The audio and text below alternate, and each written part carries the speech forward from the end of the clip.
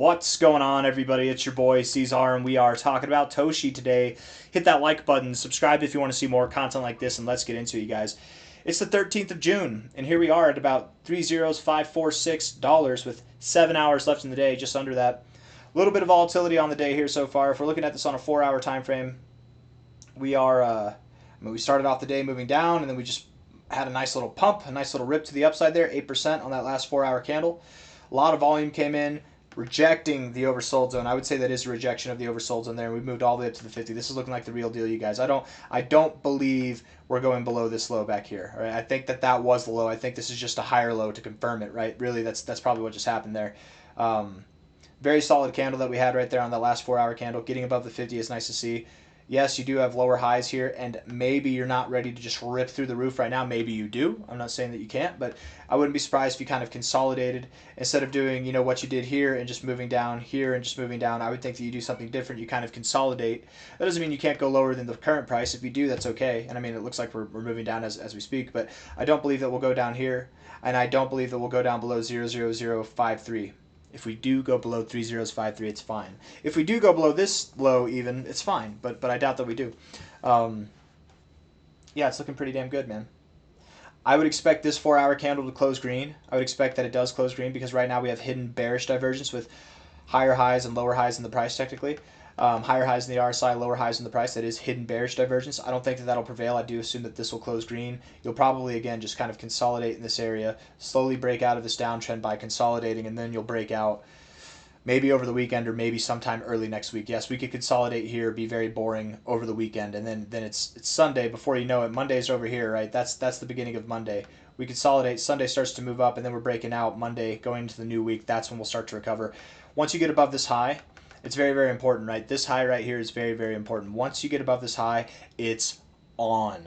When you're at 30646 or higher, whenever you're above that high, and I'm talking about even on a wicking basis, not just a closing basis, you get above this level, it's on. Okay, it's on. The days to come will be glorious. It's going to be phenomenal. Absolutely, it will be, right? You broke out of your uptrend in your RSI, broke out of it, and you still rejected the oversold zone. I think that this is just awesome. You're finding support right in the same area you did before. You did kind of in this area here. Even if you went lower, you still found relative support all throughout this zone here. I wouldn't call this an inverse head and shoulders pattern, no, but it's definitely some kind of bullish turnaround, right? You got the downtrend in the price. You can see it clear as day, nice parallel trend. You're starting to turn around, right? You're starting to turn, and that tends to be what happens, right? A lot of people think that once you find the low, it's like, oh, downtrend's over now, time to move up. Now we're in an uptrend. No, that's not what happens, right? Oftentimes you take a downtrend, you substitute it for a sideways trend, and then you substitute that for an upwards trend later, right? And if we just have that in that kind of aspect, Monday, Tuesday, that's right around here, that's the beginning of next week, that's when we'll start to phase higher, and I very much believe that's what's going to happen. I think next week is set up to be glorious and bullish for all of crypto. I think a lot of people are scared for the consequences of what happened yesterday or today throughout the past like 12 hours or so, or 24 hours.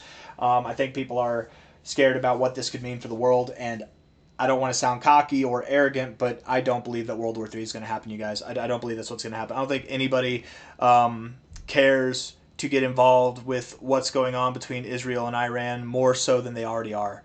If there were new countries getting involved, like physically getting involved, sending troops and stuff like that, instead of just sending financial aid or like funding for or weapons and stuff like that, doing the aiding, being a part of the war, but not actually putting troops on the ground part. If there were new troops on the ground, sure, things would be scary, but this conflict between Israel and Iran, as sad as it is, man, it's been going on for a very long time. This is not new. A lot of people, I'm going through X and everybody's like, this new war is going to be the downfall of crypto. It's not a new war, guys. It really is not a new war, right? It's not, and I'm not trying to make it sound like anything less than it is. It's terrible. It's absolutely terrible. Make love, make peace, don't make war, right? That whole thing.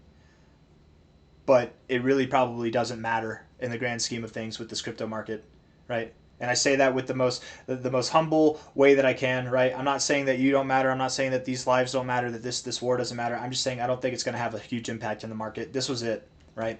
This was literally it. What? Bitcoin moved down, and Trump brought this up on Tuesday, I want to say. So what? Bitcoin moved down 6%.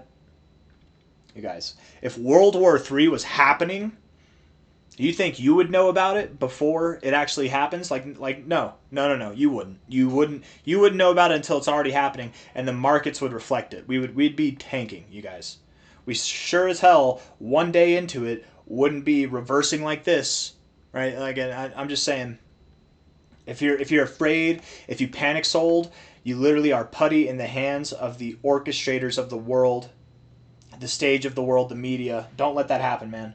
Scary things can happen, but again, even if it's convincing, when you're emotionally charged, you will make the wrong decisions. So notice that in yourself.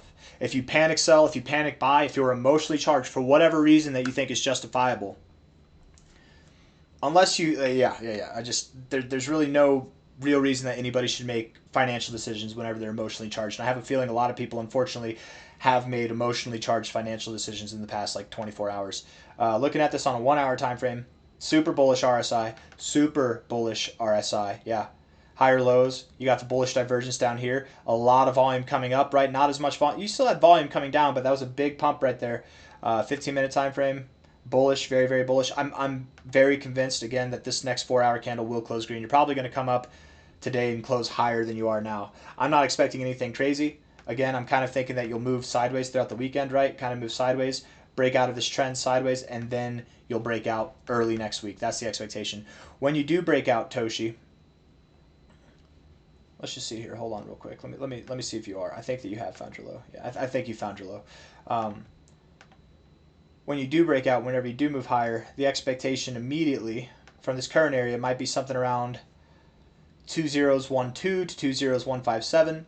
I would say as high as 202, 2019, something like that at the highest. I don't think that we stop here. I really do like this area here between 20157 to 202.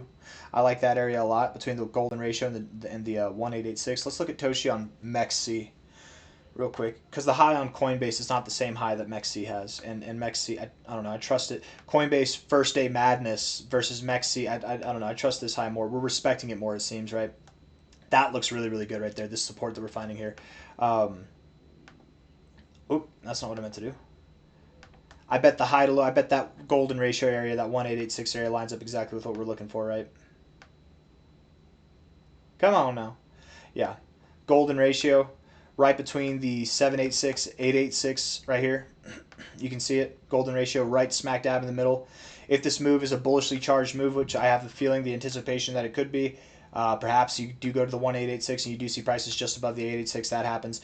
You get above the 886, that validates everything that we've been saying since the lows, man. You're going to go to new all-time highs, right? I very much do expect that you will not spend any time in this golden ratio at all. You're just going to break right through it, and we will see prices very, very soon that are like 3 times higher, if not more, in price by the end of this month. From the current price, current valuation, that's 190% growth. That's a 3x right there. And then if we were to go all the way up to the 1886-200, that's as much as like a 3.8x to a 3.5x, something in this kind of area as well. So something at 00157 to 002 is what I would expect we do. That's the expectation sometime next week, if not by the end of this. Maybe I shouldn't say next week, sorry. Next week we'll be breaking out and heading there. By the end of the month we'll be there, setting ourselves up for July to be a very bullish month and seeing new all-time highs. As much fun as it is building to new all-time highs, the real magic begins once you're at new all-time highs. That's when things really take off, right? You notice here, you had your bottom, you moved up. That was phenomenal. That was great. I'm sure everybody loved that growth. That was, how much was this from a low to a high?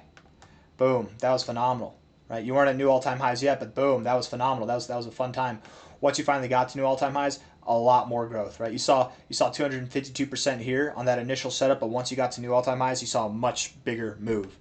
From here and down, or from the down to the from the low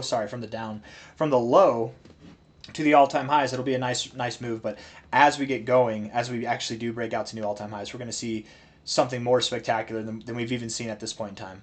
I do expect that we will stop somewhere between 0045, which is at least an 8x from here, to about 1 cent, which is about a 19x from here. My general expectation is we'll stop somewhere around 007, 0069, 11, 13x, something like that from the current price. That's my expectation. And again, that'll be late in July, mid-July, something like that. And we'll certainly be crowding our all-time highs before July begins. So I got nothing else for you guys. I hope you enjoyed the video. If you did, hit the like button. Subscribe if you want to see more content like this. Thank you all very, very much. The RSI on the daily time frame is bullish. The RSI on the 4-hour time frame is bullish. 3-day time frame, even more bullish. Weekly time frame, bullish. It's all bullish. Time is on our side. Time is on our side. Yes, it is. All right, I'll see you guys on the next one. Bye-bye.